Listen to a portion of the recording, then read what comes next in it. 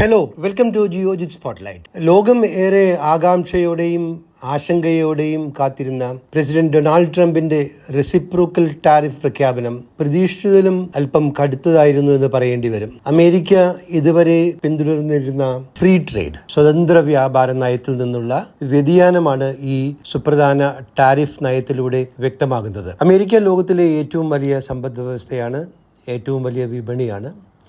അമേരിക്കയിലേക്ക് കുറഞ്ഞ തീരുവ നിരക്കിൽ കയറ്റുമതി ചെയ്യാനുള്ള അവസരം മറ്റ് രാജ്യങ്ങൾക്ക് ഉണ്ടായിരുന്നു.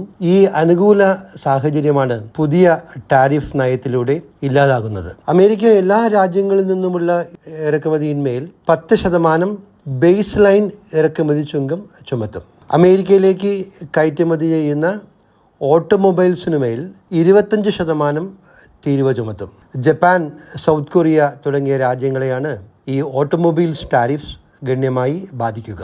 ഇതിനു പുറമെ പ്രധാനപ്പെട്ട എല്ലാ രാജ്യങ്ങളുടെയും മേൽ റെസിപ്രോക്കൽ ടാരിഫ്സ് പ്രഖ്യാപിച്ചിട്ടുണ്ട്. പ്രത്യേകിച്ച് അമേരിക്കയുമായുള്ള വ്യാപാരത്തിൽ വ്യാപാര മിച്ചമുള്ള രാജ്യങ്ങളുടെ മേൽ ചുമത്തിയിട്ടുള്ള റെസിപ്രോക്കൽ ടാരിഫ്സ് കൂടുതലാണ്. ഇന്ത്യയിൽ നിന്നുള്ള കയറ്റുമതി ഉൽപ്പന്നങ്ങളുടെ മേൽ 26% തീരുവയാണ് പ്രഖ്യാപിച്ചിരിക്കുന്നത്.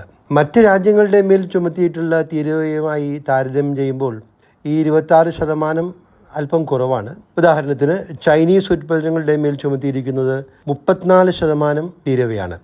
നേരത്തെ പ്രഖ്യാപിച്ച 20% പുറമെയാണിത്. രണ്ടും കൂടി ആകുമ്പോൾ ചൈനീസ് ഉൽപ്പന്നങ്ങളുടെ മേലുള്ള ഇമ്പോർട്ട് ഡ്യൂട്ടി 54% കുതിച്ചുയരും. അതുപോലെ വിയറ്റ്നാമിന് മേൽ ചുമത്തിയിരിക്കുന്നത് 46% ഡ്യൂട്ടിയാണ്. തായ്വാൻ 32%, ബംഗ്ലാദേശ് 37%, സൗത്ത് ആഫ്രിക്ക 30% എന്നിങ്ങനെ. അപ്പോൾ ഈ രാജ്യങ്ങളുടെ ഒക്കെ മുകളിൽ ചുമത്തിയിട്ടുള്ള തീരുവകൾ ഇന്ത്യയുടെ മേൽ ചുമത്തിയിട്ടുള്ളതിനേക്കാൾ കൂടുതലാണ്. എങ്കിലും ഇന്ത്യയെയും ഇത് ബാധിക്കുമെന്ന് പ്രത്യേകിച്ചും പറയേണ്ടതില്ലല്ലോ. ഈ ടാരിഫ് നയം ഇന്ത്യയെ എങ്ങനെ ബാധിക്കും എന്ന വിശദാംശങ്ങളിലേക്കാണ് നമുക്ക് പോകേണ്ടത്. ഇന്ത്യ അമേരിക്ക ഉഭയകക്ഷി വ്യാപാരം, ബൈലാറ്ററൽ ട്രേഡ്, $124 ബില്യൺ. ഈ വ്യാപാരത്തിൽ ഇന്ത്യക്ക് $37 ബില്യൺ വ്യാപാര മിച്ചമുണ്ട്. അമേരിക്കയുമായ വ്യാപാരത്തിൽ ഇന്ത്യയുടെ പ്രധാന കയറ്റുമതി IT സോഫ്റ്റ്വെയർ ആണ്.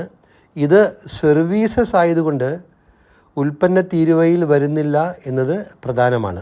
എങ്കിലും IT കമ്പനികളുടെ ഓഹരികളെ ബാധിക്കുന്നത് അമേരിക്കയിൽ ഉണ്ടാവാനിടയുള്ള സാമ്പത്തിക മാന്ദ്യം ഈ വർഷം അവസാനത്തോടെ, that is A high probability event now, അത് അമേരിക്കയുടെ കമ്പനികളുടെ IT സ്പെൻഡിങ്ങിനെ ബാധിക്കും.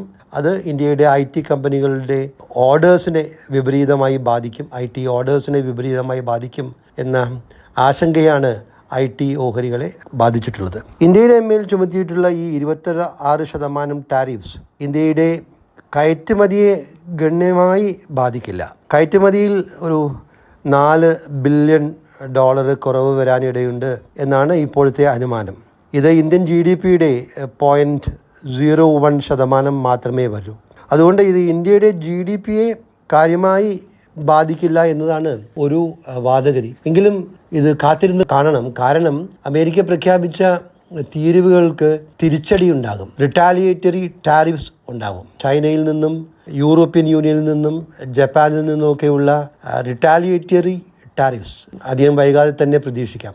അപ്പോൾ മറ്റ് രാജ്യങ്ങളും അവരുടെ തീരുവകൾ വർദ്ധിപ്പിക്കുമ്പോൾ ഇതൊരു തുറന്ന വ്യാപാര യുദ്ധത്തിലേക്ക്, ഫുൾ ബ്ലോൺ ട്രേഡ് വാറിലേക്ക് നയിച്ചേക്കാം.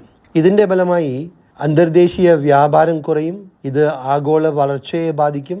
ആഗോള സാമ്പത്തിക വളർച്ച, ഗ്ലോബൽ GDP ഗ്രോത്ത് 1% കുറയും എന്നാണ് പല ഇൻസ്റ്റിറ്റ്യൂഷൻസിൻ്റെയും ഇക്കോണമിസ്റ്റുകളുടെയും എസ്റ്റിമേറ്റ്സ്. ആഗോള സാമ്പത്തിക വളർച്ചയിൽ ഉണ്ടാകുന്ന ഈ കുറവ് എല്ലാ രാജ്യങ്ങളെയും ബാധിക്കും, ഇന്ത്യയെ അടക്കം. മാർക്കറ്റ് കാഴ്ചപ്പാടിൽ ഇനി പറയുന്ന കാര്യങ്ങൾ പ്രധാനമാണ്. ഫാർമസ്യൂട്ടിക്കൽസ് മേഖലയെ തൽക്കാലം തീരുവയിൽ നിന്ന് ഒഴിവാക്കിയിട്ടുള്ളത് കൊണ്ട് ഈ മേഖല തൽക്കാലം ഒരു സേഫ് സെക്ടറാണ്. Sun Pharma, Aurobindo, Gland Pharma, Cipla, Divi's lab തുടങ്ങിയ ഫാർമ സ്റ്റോക്സ് ശക്തമായി തുടരാനാണ് സാധ്യത. പക്ഷേ ഭാവിയിൽ സെക്ടറൽ ടാരിഫ്സ് ഉണ്ടാവാനുള്ള സാധ്യതയും എഴുതിത്തള്ളാനാവില്ല, പ്രോബബിളാണ്. പക്ഷേ ഇന്ത്യയും അമേരിക്കയും തമ്മിലുള്ള ഒരു ബൈലാറ്ററൽ ട്രേഡ് ടോക്സ് തുടങ്ങിയിട്ടുണ്ട്. ഈ ബൈലാറ്ററൽ ട്രേഡ് ടോക്സിൻ്റെ ഭാഗമായിട്ട് പല സെഗ്മെൻറ്റ്സിനും ചില കൺസെഷൻസ് ഉണ്ടാവാം. അപ്പോൾ ഈ പല സെഗ്മെൻറ്റ്സിനെയും ഇത് ഏത് തരത്തിൽ ബാധിക്കുമെന്നുള്ളത് ഈ ബയലാറ്ററൽ ട്രേഡ് ടോക്സിൻ്റെ പുരോഗതിയെ ആശ്രയിച്ചിരിക്കും. പിന്നെ ഇതിനു മുമ്പുള്ള ഓഡിയോ മെസ്സേജുകളിൽ പറഞ്ഞ പോലെ ഇൻവെസ്റ്റേഴ്സ് കൂടുതൽ പരിഗണിക്കേണ്ടത് ഡൊമസ്റ്റിക് കൺസംഷൻ ഡ്രിവൺ സെക്ടേഴ്സാണ്. Financials, telecom, hotels, aviations, hospitals, select automobiles, cement, select FMCG തുടങ്ങിയ മേഖലകൾ റെസീലിയൻ്റായി തുടരാൻ സാധ്യതയുണ്ട്. കാരണം ഈ റെസിപ്രോക്കൽ ടാരിഫ്സ് ഈ മേഖലകളെ നേരിട്ട് ബാധിക്കില്ല. ചുരുക്കി പറഞ്ഞാൽ വ്യാപാര യുദ്ധത്തിൻ്റെ ഇപ്പോഴത്തെ സാഹചര്യത്തിൽ അനിശ്ചിതത്വം വളരെ കൂടുതലാണ്. നിക്ഷേപകർ സൂക്ഷിച്ച് നിക്ഷേപം നടത്തുക.